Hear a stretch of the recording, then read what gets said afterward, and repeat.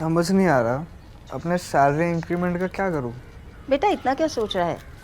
अपने mutual funds के SIP का टॉपअप करा ले। This is the right time. क्या? समझ में नहीं आया। बेटा इतना क्या सोच रहा है? अपने म्यूचुअल फंड्स का एसआईपी टॉपअप करा ले। This is the right time. अब समझा।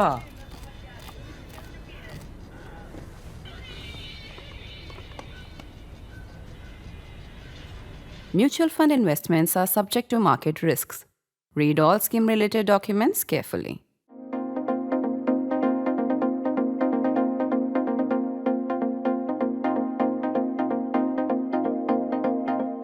An American trade team is in New Delhi. Negotiations are going on. It's almost as if Donald Trump has the gun to India's head and he has his finger on the trigger over trade. He has demands on tariffs. It's a good thing or a bad thing. That's a matter of debate, and that is also the issue for this week's national interest. What is not a matter of debate, on the other hand, is the fact that you must pay for your journalism. You must not get your journalism for free.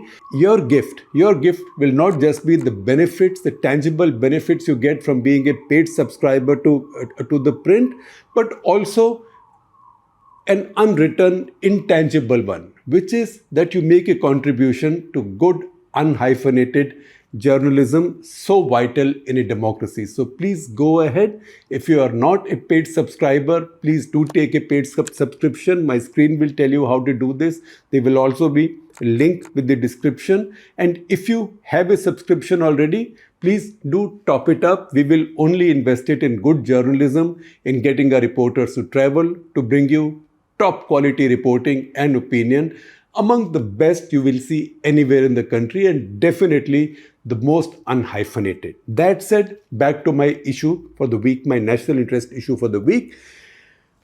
So we ask, is the arrival of Donald Trump and the breathless rise of Trumpism a good or a bad thing for India? His song from the day he moved into the White House has been, "Everybody has robbed us, friend or foe." Since then, he's been relentlessly targeting friends first. Europe on strategic and defense issues, Canada, Mexico, and of course India, the tariff king, on trade. Here is my short answer. This change in Washington is like a gun held to India's head with Trump's finger on the trigger. It is also the best thing that could happen to India. Sounds nutty? Please indulge me for a few minutes as I make my case. As with any nation state of some size, and even more so a democracy, politics and economics go together. In the usual times, political leadership should determine the direction of a nation's economy. In India, that normal has had indifferent results at most times. At most times meaning up to 1991. The two moments when India carried out substantive reforms, it had a gun held to its head. The first, with the balance of payments crisis, often misstated as bankruptcy. India was not bankrupt in 1991. It was a balance of payments crisis. India did not have enough foreign exchange to repay its debt and also for its imports at that point of time. This created the need to go to IMF. This was in 1991, the summer of 1991, as we all know. And then the global sanctions after the Pokhran 2 tests in 1998. Trump threatening to pull the trigger, or okay, tariff trigger now, will be the third. It is just what was needed to wake up India's establishment from its self-congratulatory, headline-managing fantasies. It is one thing to serve your domestic audience and your jingoistic fan following with the usual headline management, slogans like fastest growing major economy or the fifth largest and soon going to be the third, leaving Japan and Germany behind, etc., and a manufacturing revolution which we have been told has been coming for the past decade but hasn't yet made it, if not slipped backwards already. Is this Trump push then was the trigger that was needed to reverse this, to shock India into resuming some reform? We can learn by looking back a bit. Let's simply write off 1947 to 1989, that period of our history, as an economic nightmare. Some historians and economists might argue that Indira Gandhi in her post-emergency avatar, that is 1980 to 1984, had started loosening up controls, and Rajiv Gandhi continued on. In fact, even I have written a national interest headlined The Iron Lady's Rethink. I will share a link with you. But that was just early beginnings. She made some beginnings and Rajiv tried some after that, but it really was no reform of any substance. The idea that they began reforming the economy will convince no other than the deep old Congress partisan. If India's economic evolution and its first revolution owes anything to that Indira Rajiv decade, it is the balance of payments crisis that gifted India its first sweeping reform. There had been a lot of import in the Rajiv Gandhi years, and that is what led to that balance of payments crisis. P. Chidambaram, as finance minister, made some significant changes in the 1997-98, that is the Gauda Gujral era, with his dream budget. Most of these changes were incremental to the Rao Manmohan Singh reform, but a most significant move that opened the door for the stock market listing of PSUs and ultimately privatization also came in this period. This done, India had to wait for its next gun to the head moment. Vajpayee government's Pokhran 2 tests in 1998 and the avalanche of sanctions and rebuke from the US and its allies from Europe to Japan and Australia. As late Jaswant Singh initiated his dialogue with the Americans, you might check out both his account as also his American interlocutor Strobe Talbot's. The biggest pitch he made, besides India being a responsible nuclear power and counterweight to China, was to ask if US could miss the massive economic opportunity of a rapidly reforming India. This sparked our second reform. This compulsion to show to the Western world, whose friendship we now wanted, that they had to have a bigger stake in India because it was reforming its economy and it was going to have sizable big growth, which actually did happen after that. This sparked our second reform, again ranging from large-scale privatization of PSUs, including profit-making ones. Looking back today, it is a short dream that our generation had the joy of living.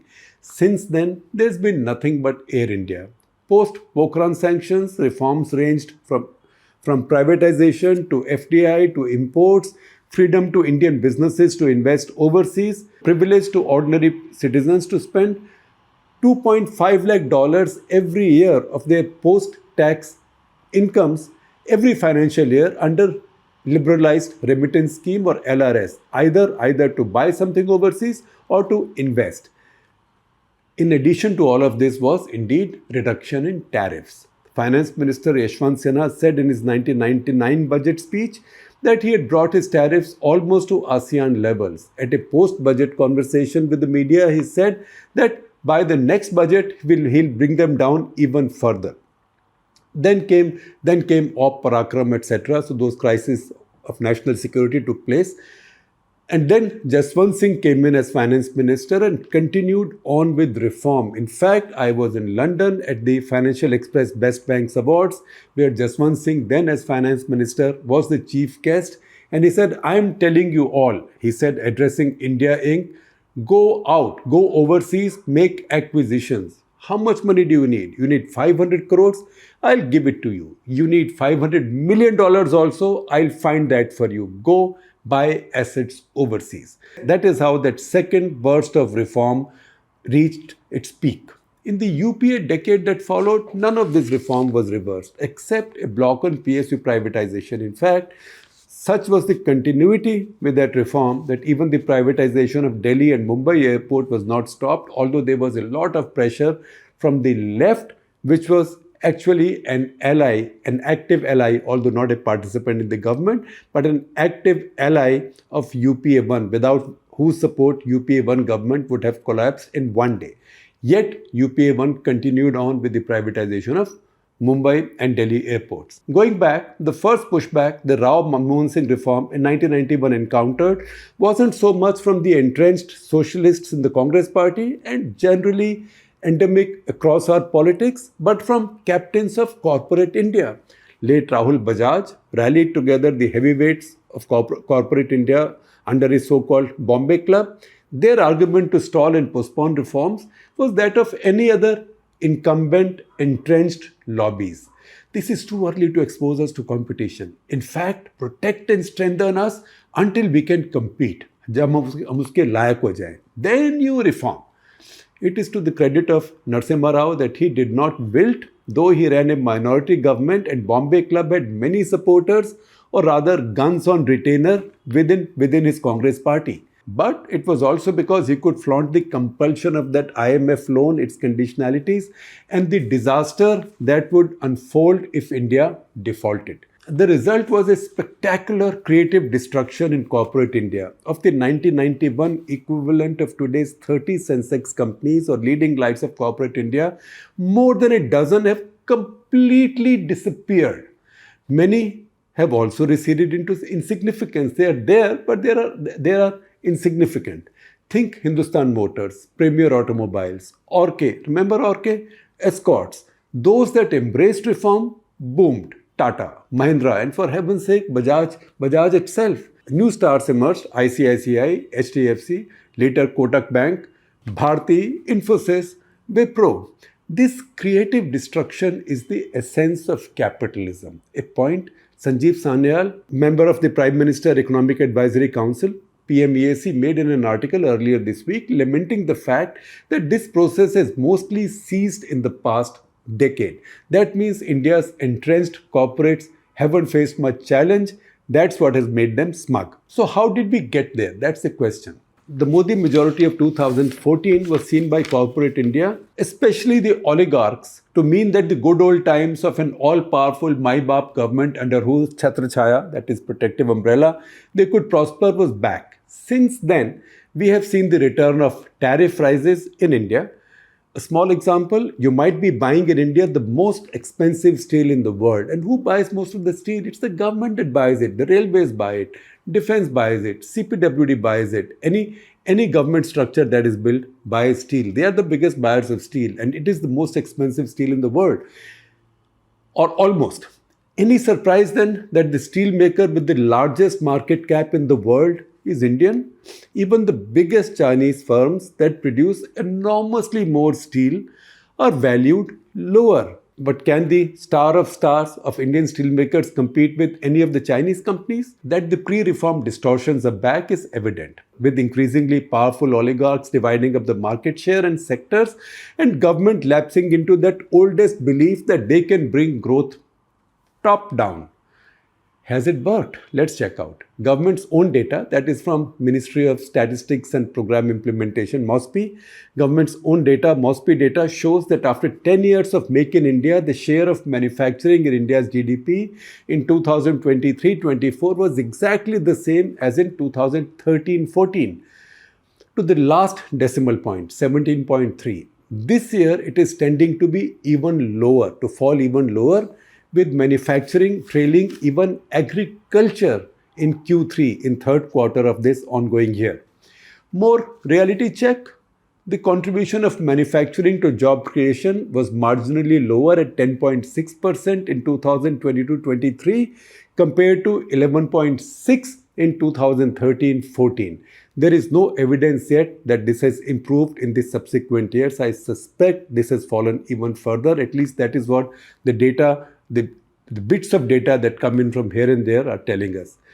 This data that we give you for 2022-23 compared to a decade earlier is from RBI's CLEMS database.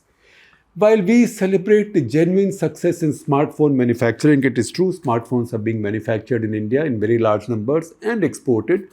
The share of exports in India's GDP has fallen from 25% in 2013-14 to 22.7% now. And that's according to government's economic survey of 2023-24. The survey also tells us that accordingly, the growth rate of India's share of global exports has also slowed. It hasn't lessened, but just at the rate of growth, which was already very slow, has become even slower. The touching idea that state patronage will usher India into a manufacturing and exporting utopia has bombed.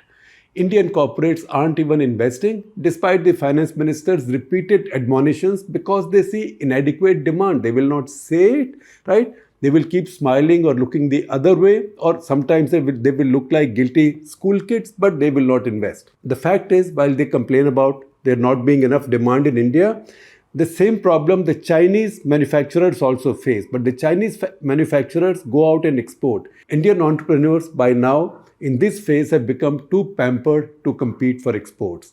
They are in fact petrified that India is about to let the Chinese make cars and more products in India. India needs another shot of difficult reform, of the kind only possible at the point of a gun. Trump holds that gun to our heads now. Drastic reduction in tariff production, other elements in Sarkari wet nursing will force entrepreneurial India to become competitive again. If some companies die, celebrate the creative destruction of capitalism. Out of this manthan will grow battle-hardened survivors and new stars of India's future.